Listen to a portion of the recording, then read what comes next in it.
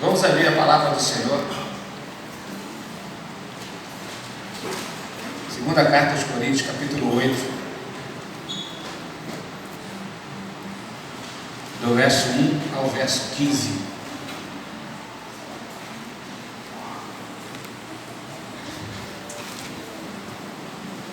Quero aproveitar este momento, deixar aqui registrado meu pedido de perdão pela minha ausência do domingo passado, quando a igreja se reúne de forma muito carinhosa e expressa o carinho, pelo nosso dia, o dia do pastor Batista Nacional.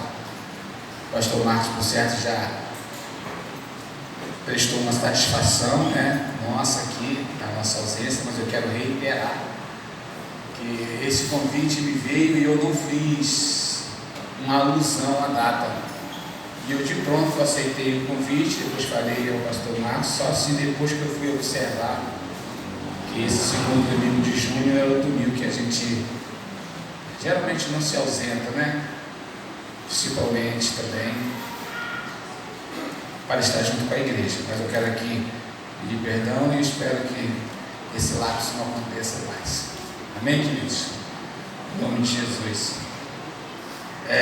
Capítulo 8, segunda carta aos Coríntios, a partir do verso 1, diz assim: Também, irmãos, queremos que estejam informados a respeito da graça de Deus que foi concedida às igrejas da Macedônia, porque no meio de muita prova de tribulação, manifestaram abundância de alegria, e a profunda pobreza deles transbordou em grande riqueza de generosidade. Porque posso testemunhar que, na medida de suas posses, e mesmo acima delas, eles contribuíram de forma voluntária, pedindo-nos com insistência ou com rogo a graça de participarem dessa assistência aos santos. E não somente fizeram como nós esperávamos, mas, pela vontade de Deus, deram a si mesmo, primeiro ao Senhor, depois a nós. Isto nos levou a recomendar a Tito que, assim como havia começado, também completasse esta graça entre vocês. Mas como em tudo vocês manifestam abundância, na fé, na palavra, no saber, em toda a dedicação e em nosso amor por vocês, esperamos que também nesta graça vocês manifestem abundância. Não digo isto na forma de mandamento, mas para provar se o amor de vocês é sincero, comparando com a dedicação de outros. Pois vocês conhecem a graça do nosso Senhor Jesus Cristo, que sendo rico se fez pobre por amor de vocês, para que por meio da pobreza dele vocês se tornassem ricos. E nisto dou a minha opinião: convém que vocês façam isto, vocês que desde o ano passado, começando não só a fazer, mas também a querer, terminem agora a obra começada, para que assim como mostraram boa vontade no querer, assim também completem esta obra, dando de acordo com o que vocês têm. Porque se há boa vontade, a oferta será aceita conforme o que a pessoa tem e não segundo o que ela não tem. Não se trata de fazer com que os outros tenham alívio e vocês tenham sobrecarga, mas para que haja igualdade. Neste momento, a abundância que vocês têm supre a necessidade deles, para que a abundância deles venha a suprir a necessidade que vocês vierem a ter. Assim haverá igualdade, como está escrito: quem recolheu muito, teve demais, e o que recolheu pouco, nada teve falta. Amém? Glória a Jesus. Generosidade, uma palavra muito pequena, mas muito expressiva, não é? No Evangelho, e podemos dizer também no Antigo Testamento, mas de uma forma muito bem clara, muito objetiva, nós a observamos nesse texto e de uma maneira muito eficaz também no seu contexto. A princípio nós vamos, irmãos amados e queridos, nortear esta generosidade dentro de uma perspectiva do povo de Deus, esta generosidade dentro de uma perspectiva de uma vida cristã. O contexto deste texto, irmãos amados e queridos, está inserido dentro de uma profecia dita pelo profeta Ágabo, que estava para se cumprir naqueles dias. Ele havia profetizado que haveria uma grande fome e que traria com ela momentos difíceis, momentos trabalhosos, momentos de grande pobreza e miséria.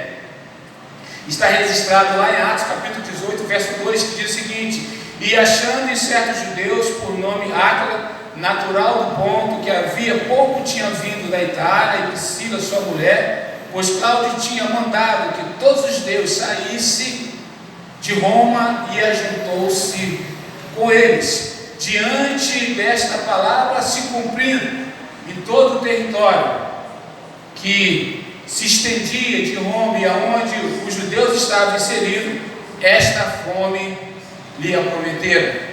E nós vamos ver que esse estado de situação, irmãos amados e queridos, já aconteceu em tempos atrás com outros homens de Deus, principalmente com os patriarcas, que tiveram momentos difíceis e que a fome sobreveio, mas que Deus em todo o tempo foi generoso para com eles, para sustentá-los e para preservá-los em meio àquele caos, em meio àquela situação.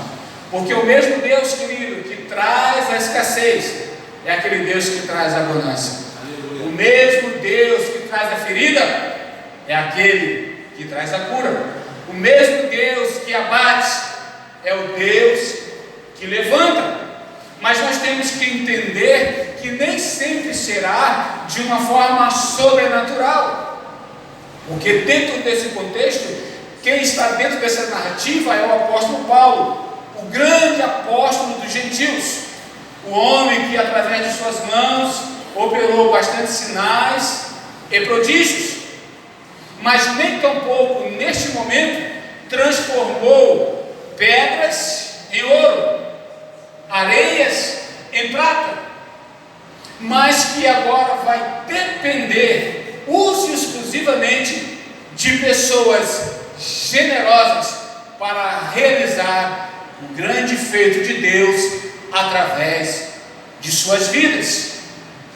Paulo recebeu esta incumbência quando ele, através dos apóstolos, foi direcionado para pregar entre os gentios, e com isso ele tomou no seu coração e fez se cumprir esta palavra na sua vida. Os apóstolos, antes de encaminhá-lo, disse que ele não deveria se esquecer dos necessitados e dos oprimidos no curso do seu ministério. Paulo está no apogeu do seu ministério. Paulo é aquele que já foi o desbravador das igrejas, um homem que já está sendo conhecido em toda a Ásia. Todavia, vai se demonstrar um homem generoso, vai se demonstrar um homem que não esquece daqueles que se encontram em uma situação mais difícil do que a dele. O texto vai dizer que Paulo então se levanta para pedir ajuda àqueles judeus que foram deportados de Roma, porque ali tiveram que ser expulsos.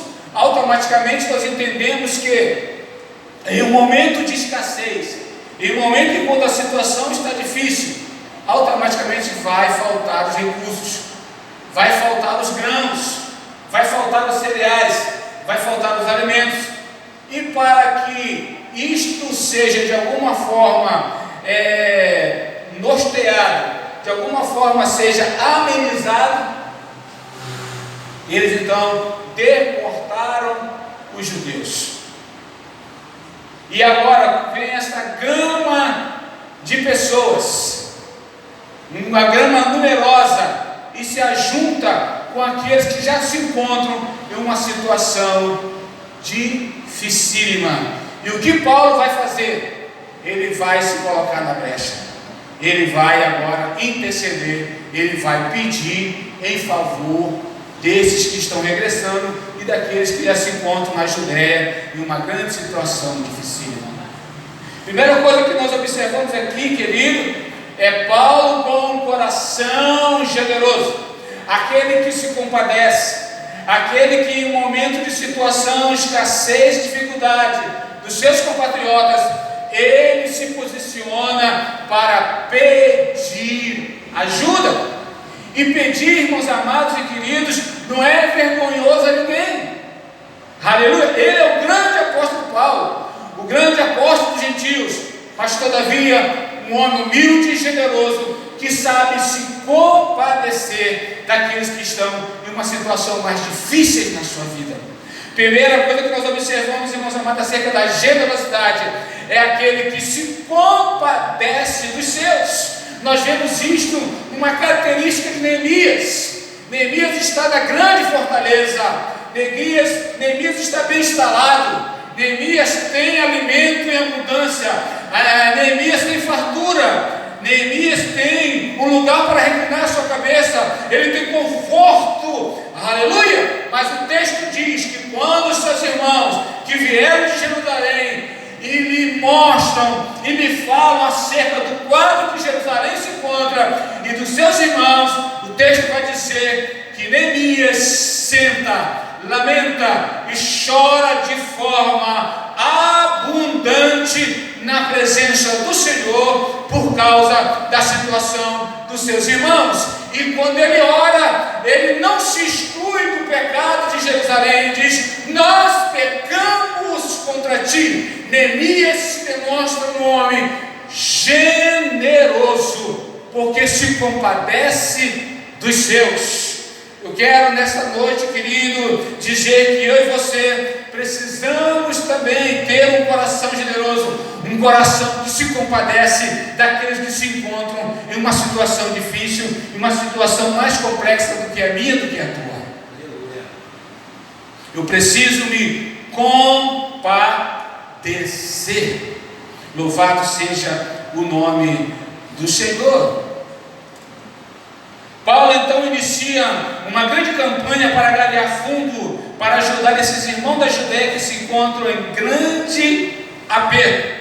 Aqui, irmão, nós vemos claramente, aleluia, uma diferença grande de algo que sai do coração voluntário e de algo que é colocado de uma imposição. Mas antes, no capítulo 1, no verso 1, diz assim: também, irmãos, querendo que esteja informado a respeito da graça de Deus que foi concedida às igrejas da Macedônia. Louvado seja o nome do Senhor, para que esses irmãos agissem de forma generosa. Em primeiro lugar, eles foram alcançados pela generosidade de Deus. Ninguém dá alguma coisa que não recebeu, querido. Só damos aquilo que nós recebemos. E as igrejas da Macedônia, elas foram alcançadas pela graça generosa de Deus, graça, favor imerecido, graça recebendo da boa mão de Deus aquilo, querido, que eu e você não tínhamos de forma alguma um direito da parte do Senhor, todavia Ele nos ofereceu. Aquilo que Deus tem oferecido a mim e a você, não é porque nós merecemos, mas é pela sua graça que Ele tem nos alcançado. Se eu que tenho e o que sou, agradeço a Deus pela sua graça infinita que um dia me alcançou.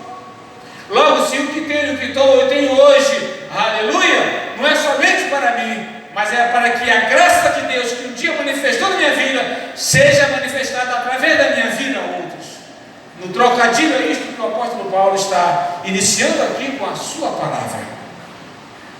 Vamos ver que o apóstolo Paulo vai te falar aqui no verso 2: porque no meio de muita prova de tribulação, manifestaram abundância de alegria, e uma profunda pobreza deles transbordou em grande riqueza de generosidade. Generosidade, ela não se desperta, generosidade, ela não se encontra na abundância. Generosidade, ela não está quando sobeja, quando sobra. Generosidade está quando eu compartilho aquilo que tenho, quando eu compartilho aquilo que eu possuo.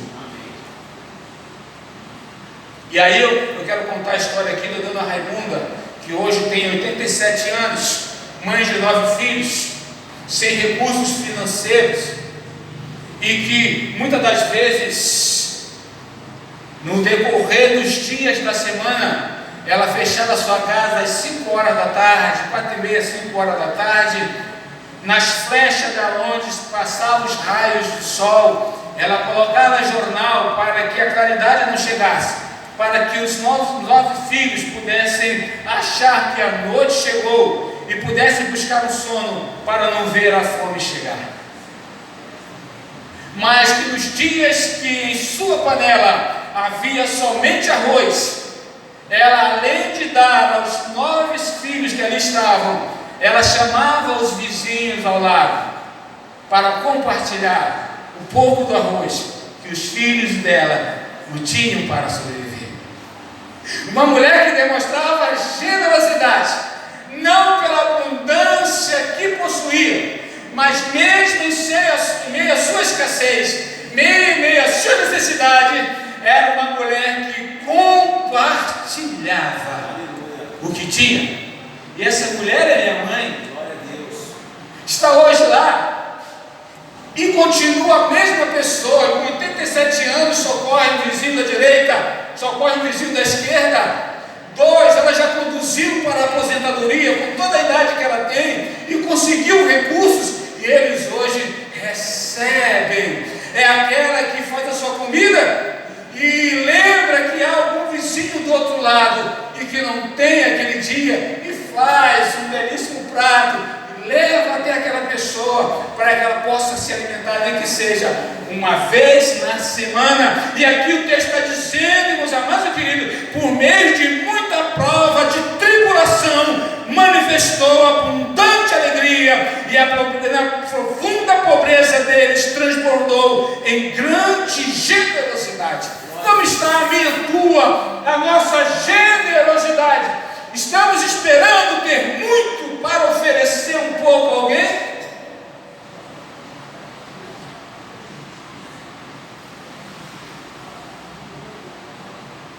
É importante que nós, como igreja do Senhor, nos dias que nós vivemos, irmãos, quando o homem se tornou, o centro dos seus próprios interesses, o homem se tornou o centro das suas próprias motivações, das suas emoções, dos seus prazeres, em detrimento do outro. E tem sido assim ao longo da história. O homem é o único animal racional que, em detrimento da situação, da dificuldade do outro, ele arranca o que pode arrancar para se beneficiar. Mas esses irmãos aqui demonstram que, no meio de grande tribulação, em meio de grande pobreza, transbordaram em generosidade. Deus quer ver em mim, quer em você, o transbordar desta generosidade, não quando nós estivermos com muito, mas com aquilo que nós já temos recebido da sua boa mão. Aleluia. Eu lembro de uma época, quando hoje já não tem mais, graças a Deus, que essa hipocrisia foi banida do nosso meio cristão. Atrás do carro, aquele letreiro, a serviço do Rei Jesus, mas o miserável nunca teve coragem de dar uma carona que é seguir alguém, nunca parou para trazer ninguém da igreja, nunca parou para socorrer um vizinho, nunca parou para levar ninguém ao médico, uma gestante, para quê? Para a bolsa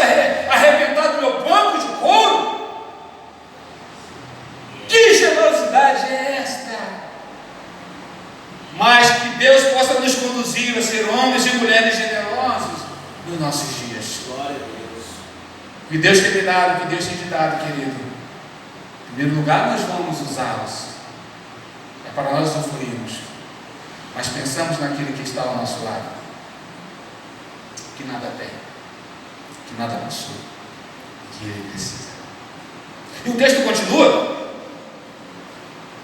Verso 3 vai dizer o seguinte: porque posso testemunhar que na medida de suas posses e em mesmo acima delas, eles contribuíram de forma voluntária. Querido, isso é algo para nós pararmos e pensarmos. Diz que eles foram além dos seus esforços, eles foram generosos além daquilo que possuíram, eles foram generosos além daquilo que Deus havia os oferecidos. Que coisa maravilhosa de nós aprendermos isto aqui, né? Às vezes nós já pensamos: poxa, mas eu já tenho feito o que posso. Mas você sabia que Deus está esperando de mim e de você nós fazemos até algo além dos nossos esforços? Além daquilo que eu já tenho feito, além daquilo que eu já realizei? É possível? É, porque esta igreja, este povo fez.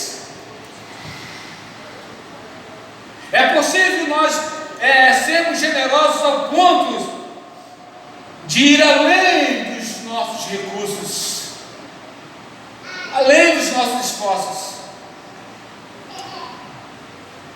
Porque a igreja foi assim, desta maneira.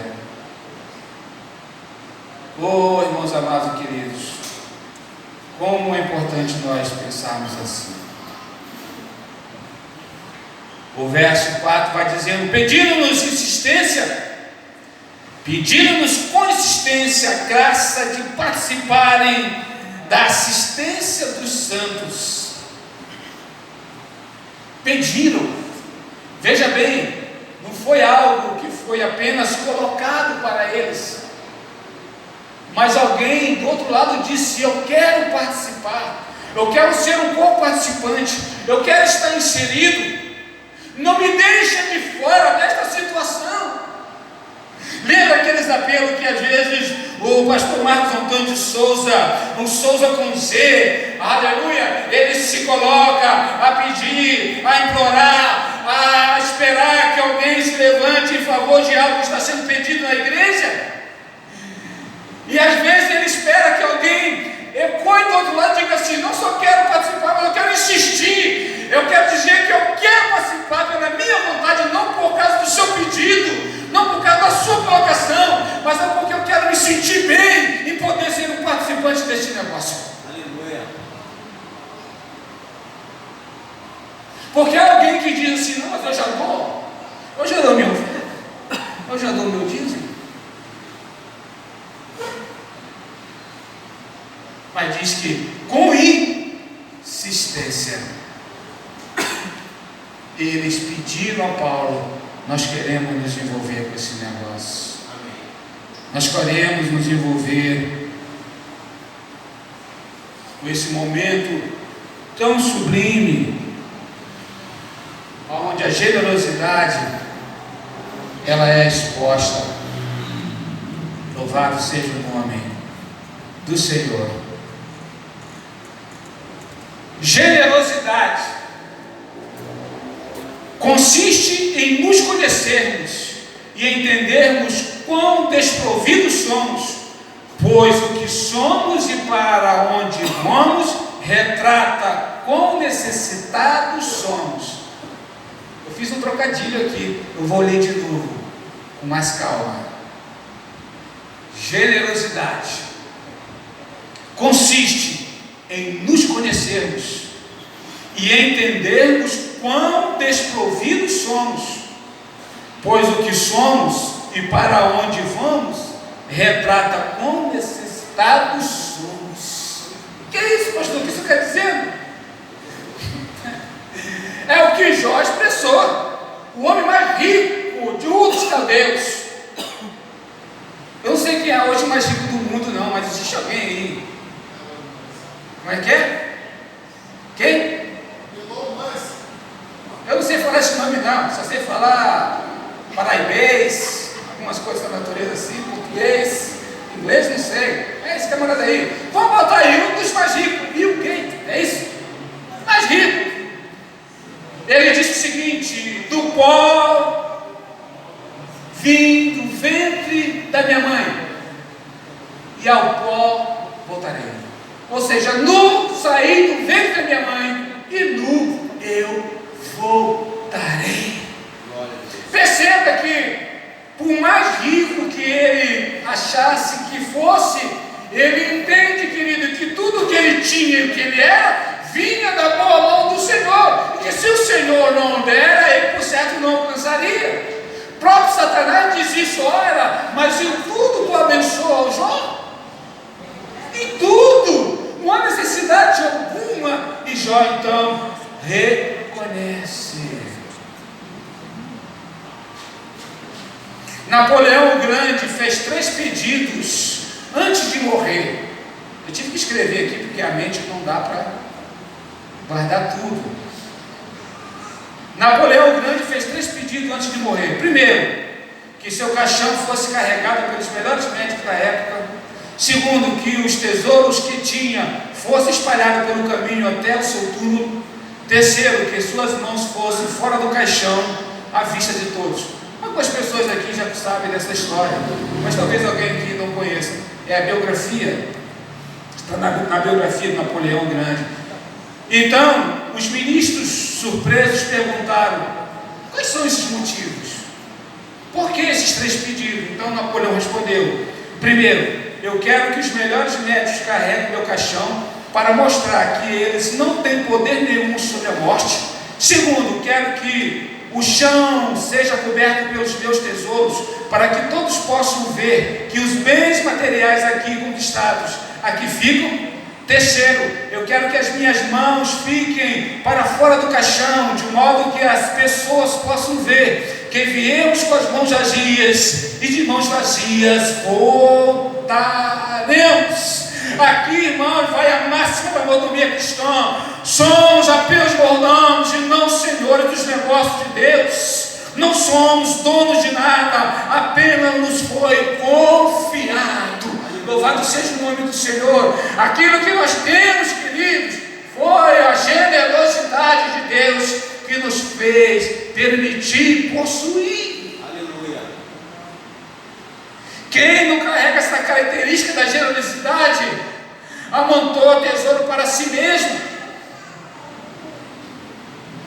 E quando desce a sepultura, vai perceber que não tirou o melhor proveito que ela poderia dar, que era ser um homem generoso, um homem bom, um homem que podia compartilhar daquilo que Deus havia lhe oferecido.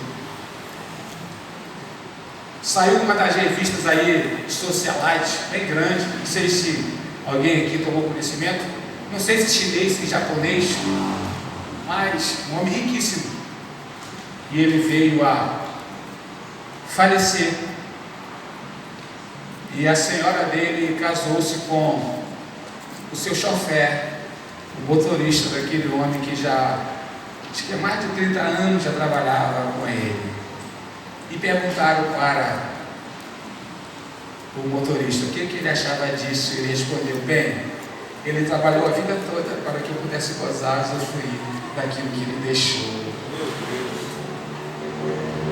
Aleluia! Eu preciso ser uma pessoa generosa, porque nós vamos embora, nós somos um sopro, irmão. Ninguém acha que casa de ouro, carro importado, melhores empregos, melhores roupas, isso é o melhor da vida. Não, o melhor da vida é o ter, mas saber que posso abençoar alguém do meu lado.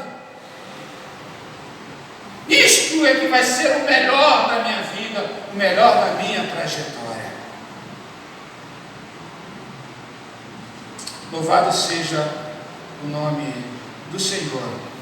Deus às vezes precisa nos lembrar de onde Ele nos tirou e para que nos tirou.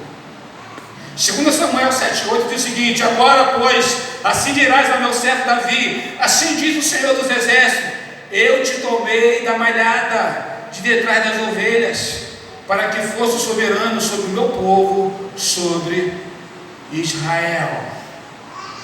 Esta palavra aqui foi direcionada a Davi, em determinado momento do seu governo, no apogeu do seu governo, foi como se Deus batesse no ombro de Davi e dissesse: baixa a bola, garoto, você não é isso que você pensa ser, não, você está aí porque foi eu que te coloquei aí.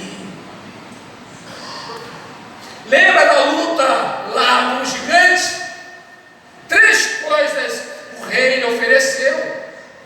Ofereceu aquele que seria o vencedor. Não é verdade? Casaria com uma das suas filhas, garimbaria um dote, e a sua família seria isento de impostos em Israel durante toda a sua vida. Nessas 2 primeiras colocações, nós observamos claramente que Davi seria beneficiado diretamente, mas na terceira era a sua família. Perceba, muitas pessoas falam da família de Davi, da maneira como o pai o tratava, da maneira como os irmãos o tratavam, da maneira como ele era colocado à parte. Mas Deus disse, em outras palavras, não esqueça da generosidade. Não esqueça que aquilo que você será, aquilo que você terá, não é somente teu, é para os seus também. Aleluia. Ei, tem muita gente aí que cresceu, financeiramente falando, mas em generosidade diminuiu. Talvez quando ele estava numa situação pior, ele fosse uma pessoa mais generosa, mas quando ele cresce, está bem, agora já não há mais necessidade. Deus às vezes precisa me lembrar, para você te lembrar. Você chegar e falar para mim: Edson, tu lembra de onde eu te tirei, cara? Hoje tu é pobre, mas tu estava na miséria. Hã? Seja generoso.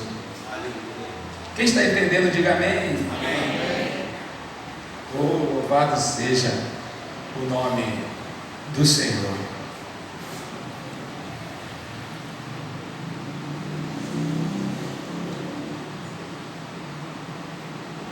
Lemos o verso 4, agora o verso 5 diz o seguinte: então somente fizeram como que nós esperávamos, mas pela vontade de Deus deram a si mesmo, primeiro ao Senhor, depois a nós.